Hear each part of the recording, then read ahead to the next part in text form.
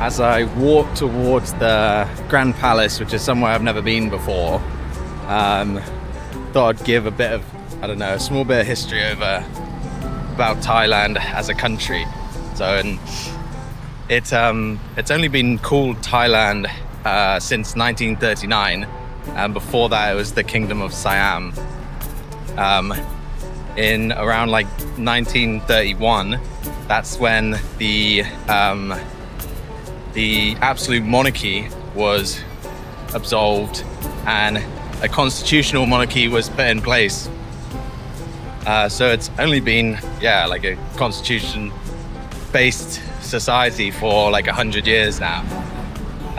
And during that time, there's been something like 20 different constitutions, showing that there's been quite a lot of political struggles here. And I think there's been something like 10 military coups, maybe even more than that. The military has always been really heavily involved in Thai politics. As I've mentioned in previous videos, everyone still absolutely loves the royal family. They're such an important part of the culture here. You'll see their portraits absolutely everywhere.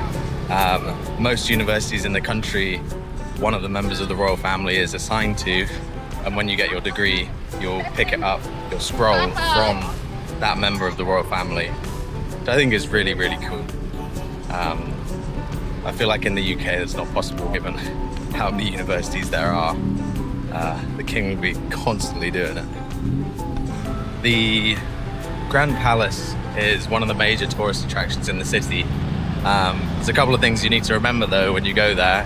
One, it's 500 baht, which is quite a lot, but that's only for tourists. And two, you can't wear sleeveless if you're a lady. I think like a t-shirt is fine, but if you can wear like a long sleeve light top, it's better. You also can't wear shorts, so I've got my jeans on, even though it's super hot. But otherwise, you'll have to buy or rent clothes for quite a lot of money just outside the front of the place. When I first came, there was a whole thing where if you were going to get a taxi to drive you here, they would say, oh, it's closed, or they're not letting people in today, which is just a massive lie to try and take you somewhere else.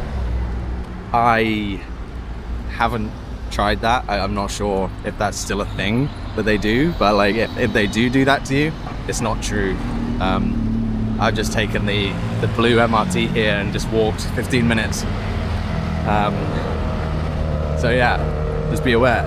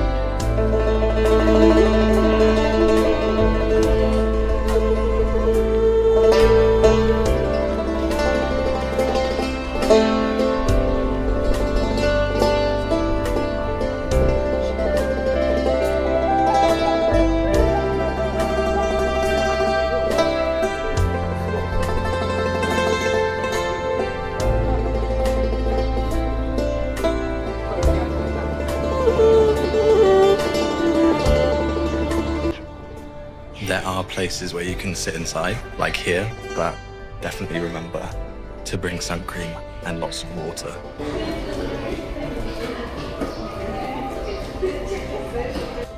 They must be doing some constant repair works to be able to keep all this beautiful painted wall in good nick.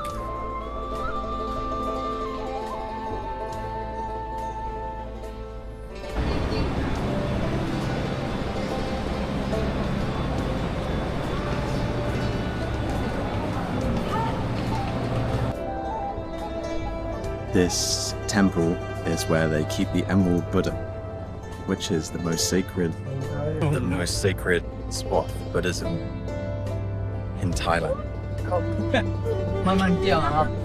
And yet, there are no monks here. So I'm just going by really loud air conditioning machines. It's purely a spot for the royals, which just shows how important they are.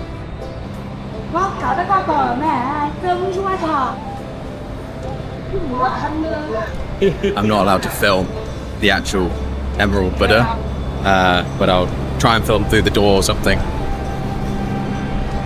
There's the AC machines.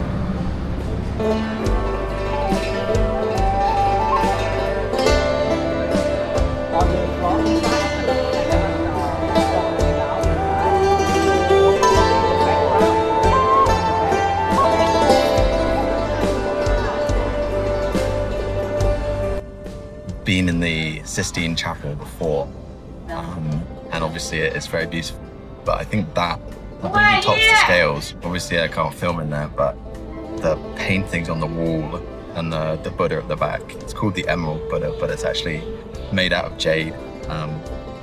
Two stones that I love. It was smaller than I thought, but I guess like if you're making a full Buddha out of jade, probably not really big. But really, really cool. Definitely recommend it. Totally worth the $500 to get in.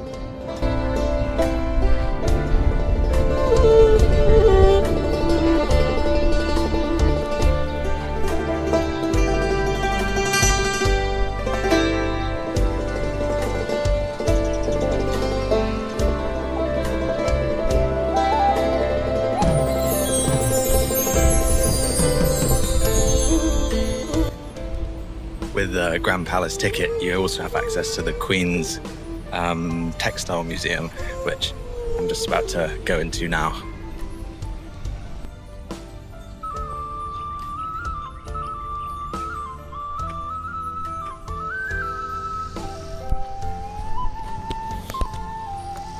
The museum's closed.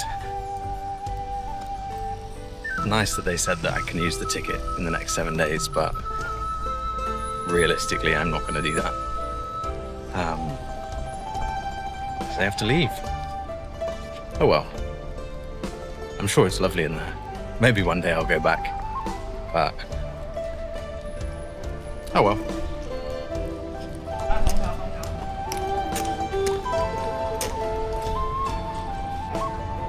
When you're outside the Grand Palace, people will come up to you and try and sell you like another tuk-tuk tour, essentially, where they'll take you to like Big Buddha and some other places, and they'll take you to like a fashion shop, and basically they'll be really, really pushy if you don't buy anything, but they'll say that it's okay if you don't buy anything initially.